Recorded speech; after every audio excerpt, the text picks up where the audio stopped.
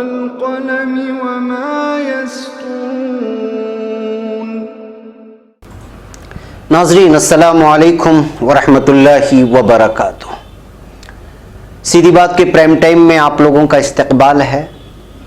ناظرین، آج کے پرائم ٹائم میں انصار عزیز ندوی کچھ فیک نیوز جو سال 2018 میں مشہور ہوئے، بلکہ سال 2018 آج ختم ہونے والا ہے، کل سے 2019 کا آغاز ہوگا، تو میں نے کوشش کی ہے کہ مختلف شعبہ جات کی چھان بین کی جائے اور سال 2018 میں مخصوص شعبہ جات میں جو چیزیں پیش آئی ہیں اس کو ایک ایک کر کے پرائم ٹائم کے ذریعے سے آپ لوگوں تک پہنچانے کی کوشش کی جائے۔ اسی کا سلسلہ شروع کرتے ہیں آج سے اور دیکھتے ہیں کہ آخر کیا ہوا۔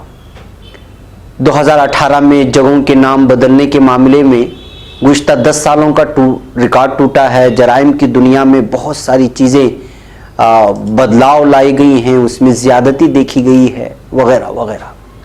لیکن میں آج جو آپ سے بات کروں گا وہ ایک موضوع ہوگا، اور وہ موضوع ہے سال 2018 میں فیک نیوز نے کس طرح سے جگہ بنایا، اور بالخصوص نیشنل میڈیا میں فیک نیوز کے ذریعے سے جو ماحول خراب کرنے کی کوشش کی گئی اس پر ایک تائرانہ نظر دوڑانے کی کوشش کرتے ہیں۔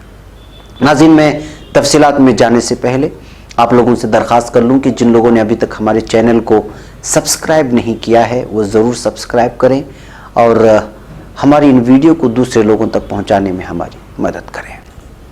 ناظرین، دی وائر میں محمد نوید اشرفی نے بہت ہی بہترین انداز میں ایک رپورٹ کی ہے، اس کا خلاصہ میں پیش کرتے ہوئے کس طرح سے میڈیا اداروں اور صحافیوں کی کچھ ذمہ داری بنتی تھی، لیکن عوام کو وہاں بھی کس طرح مایوسی حاصل ہوئی فیک نیوز کو لے کر کے، ان تمام چیزوں پر نظر ڈالنے کی کوشش کریں گے۔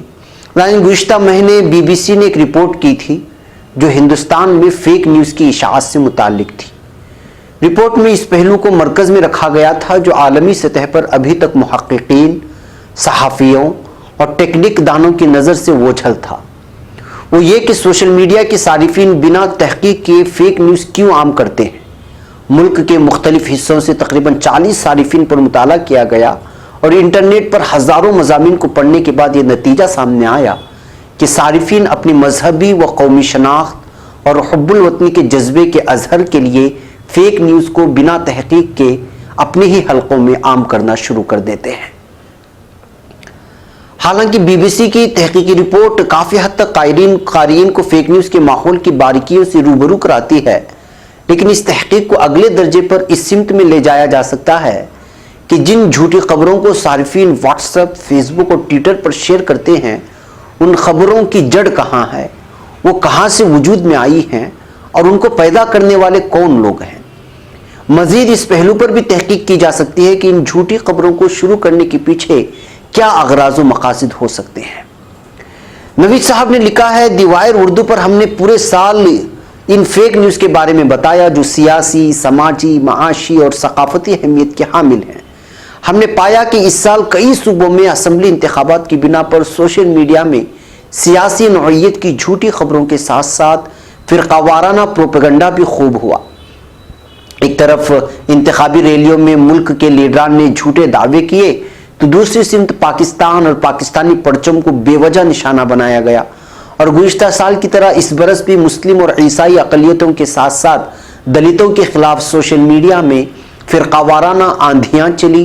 انٹرنیٹ پر مسلمانوں، عیسائیوں اور دلتوں کے خلاف کام کرنے والے سینکڑوں فیس بک پیج، ٹویٹر ہینڈل اور واٹس ایپ گروپ وجود میں آئے جو سال کے 12 مہینے صرف زہر اگلتے رہے۔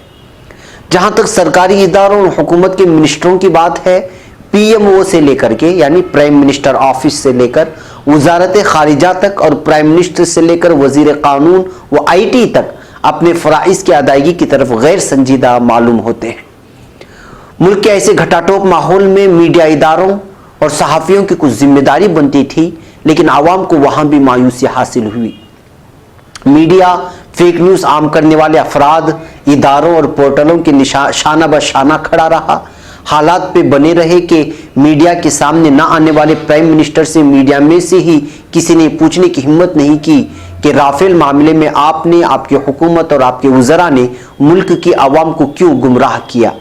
اس کے برعکس کچھ مخصوص اداروں نے جب پرائم منسٹر کا انٹرویو لیا تو ان کی فقیری اور انکساری کے ترانے گائے۔ 21ویں صدی کے اس دور میں جہاں صحیح انفارمیشن کے حصول کے لیے شہریوں کو RTI یعنی رائٹ ٹو انفارمیشن ایکٹ مضبوط قانون دیا گیا ہے، اسی دور میں سرکاری ادارے، لیڈر اور میڈیا جھوٹی خبروں کو عام کرے گا تو یہ بہت افسوس کی بات ہوگی۔ اور یہ جھوٹی خبریں اگر مذہبی تشدد اور فرقہ وارانہ فکر کو فروغ دیں گی تو مستقبل میں ہندوستان کی سماجی قدروں کے پامال ہونے کا خطرہ بنا رہے گا۔ 2018 میں مسلمانوں کے خلاف ایسی بہت سی خبریں شائع ہوئی جو مبنی بر جھوٹ تھیں۔ منسٹر گری راج سنگھ نے دعویٰ کیا کہ مسلمانوں کی آبادی ہندوستان میں بڑھ رہی ہے۔ مدھو کشور نے 5 مسلم نوجوانوں کے نام اس معاملے میں ٹویٹ کیے جس میں دہلی کے ایک اسکول بس پر غنڈوں نے پتھر مارے تھے۔ آج تک چینل سے ہی کاس گنج فساد پر 2 طرح کی رپورٹ ہم نے دیکھی، جن میں آشوتوش مشرا کی گراؤنڈ رپورٹ روہت سردانا کی رپورٹ کی اصلیت سے واقف کراتی تھی۔ ہم نے یہ بھی دیکھا کہ کس طرح رام مادھو نے JNU کے گمشدہ طالب علم نجیب احمد کے بارے میں ٹویٹ کیا کہ نجیب احمد دہشت گرد تنظیم اسلامک اسٹیٹ میں شامل ہو گیا ہے۔ ایک طرف انجنا ووم کشپ نے ایک فرضی ٹویٹر ہینڈل کے جھوٹے ٹویٹ کی بنا پر مولانا قادری کو نشانہ بنایا تو دوسری طرف انڈیا ٹی وی نے یہ جھوٹ عام کیا کہ کرنی سینا کے احتجاج اور دلتوں کے بھارت بند میں شامل ہونے والا شخص ایک ہی ہے جو کچھ قیمت لے کر یہ کام کرتا ہے اور یہ مسلمان ہے۔ میڈیا اداروں نے ہی علی گڑھ مسلم یونیورسٹی کو نشانہ بنایا۔ ریپبلک ٹی وی نے کہا کہ یونیورسٹی میں آزادی کے نعرے لگے ہیں اور ملک کو توڑنے کی بات کی گئی ہے۔ منان وانی کے غائب ہو جانے کے بعد یہ عام کیا گیا کہ منان کا روم پارٹنر مزمل بھی فرار ہے، جبکہ علی گڑھ کی مقامی پولیس نے اس کو جھوٹ قرار دیا۔ کرناٹک انتخابات کے دوران عیسائیوں کی مذہبی شناخت پر حملے کیے گئے، ان کے بارے میں جھوٹ پھیلایا گیا کہ عیسائی قوم کے ساتھ مل کر کانگریس پارٹی ہندو سماج کو توڑ رہی ہے اور لنگایت لوگوں کو عیسائی بنانا چاہتی ہے۔ اس کے علاوہ مہاراشٹر کے ایک گرجے کی تصویر کو فوٹو شاپ سے بدل دیا گیا اور اس پر لنگایت چرچ لکھ دیا گیا۔ ایک ویڈیو میں یہ عام کیا گیا کہ عیسائی لڑکے ہندوستان کے قومی پرچم کو آگ لگا رہے ہیں اور ہندو دیوتاؤں کی تصویروں کو جلا رہے ہیں۔ سیاسی حلقوں میں کانگریس اور BJP کے بیچ لڑائی جاری رہی اور فیک نیوز کی شکل میں ہمارے سامنے رونما ہوئی۔ کانگریس کے علاوہ دوسرے افراد نے بھی BJP کو نشانہ بنایا۔ پرشانت بھوشن کا الزام تھا کہ جسٹس لویا کے بیٹے انجو لویا کی پریس کانفرنس امت شاہ نے کروائی تھی۔ RPG کے چیئرمین ہریش گوینکا نے اسمرتی ایرانی کے رقص گدا پر چٹکی لی۔ نریندر مودی کو دنیا کا دوسرا بدعنوان شخص بتایا گیا۔ کانگریس پارٹی میں راہل گاندھی نے کئی بار BJP اور مودی حکومت کو نشانہ بنایا۔ اس کے علاوہ راہل کا اس وقت بہت مذاق بنا جب انہوں نے کہا کہ کوکا کولا کمپنی کو ایک شکنجی بیچنے والے شخص نے شروع کیا تھا۔ ان سب کے درمیان سب سے سنجیدہ بات یہ ہے کہ سرکاری ادارے اور حکومت میں اقتدار پر فائز ذمہ دار لوگ بھی خوب گمراہی عام کر رہے ہیں۔ تلنگانہ کے الیکشن ریلی میں امت شاہ نے کانگریس کے منشور کے بارے میں غلط دعوے کیے۔ رافیل معاملے میں عوام کے ساتھ ساتھ سپریم کورٹ کو بھی گمراہ کیا گیا اور سرکاری اسکیموں کا بہت زیادہ ڈھنڈورا پیٹا گیا۔ مودی اور امت شاہ دونوں نے یہ دعوے کیے کہ DBT اسکیم سے 57,000 کروڑ روپے کا فائدہ ہوا، جبکہ یہ سچ نہیں ہے۔ مودی نے بہار کی ایک ریلی میں کہا کہ بہار میں ایک ہفتے میں 5 سے 7 لاکھ ٹوائلٹ بنوائے گئے، جبکہ یہ بھی جھوٹ ہے۔ انٹرنیٹ پر کچھ افراد اور پلیٹ فارم ایسے بھی موجود ہیں جو بھگوا فکر کو فروغ دیتے ہیں، اور سب سے افسوسناک معاملہ یہ ہے کہ ان لوگوں کو مرکزی حکومت کے کئی لوگ فالو کرتے ہیں، جیسے Mahesh Hegde, Madhu Kishwar, India portal, postcard news, Dainik Bharat, Jai Modi Raj Facebook page, Renuka Jain, Shefali Vaidya, Shankhnaad portal, Sudarshan news, امت مالویا اور سریش چہوان کے شامل ہیں۔ ان کی حرکتوں کی وجہ سے ان میں سے کچھ کو پچھلے سال گرفتار بھی کیا گیا تھا اور کچھ پورٹلوں کو پولیس نے بند بھی کروایا، لیکن ان پر کوئی اثر نہیں ہوتا ہے کیونکہ ان کو اس بات کا فخر ہے کہ ان کو اپنے سوشل میڈیا اکاؤنٹس پر، اور وہ لکھتے بھی ہیں کہ PM مودی یا BJP کے دوسرے بڑے نیتا ان کو خود فالو کرتے ہیں۔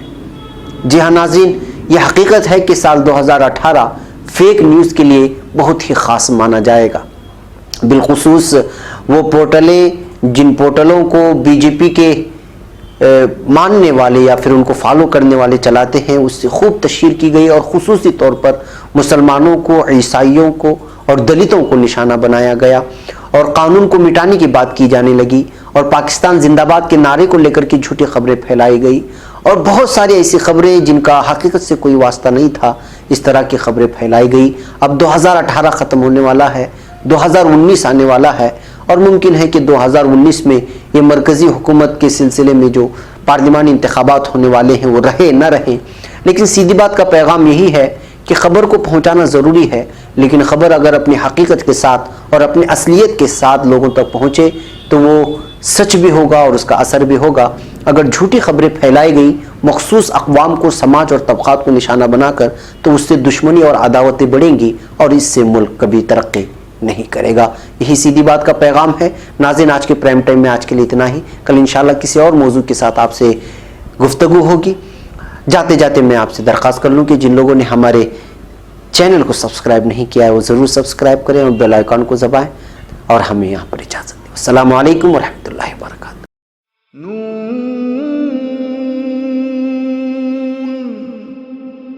والقلم وما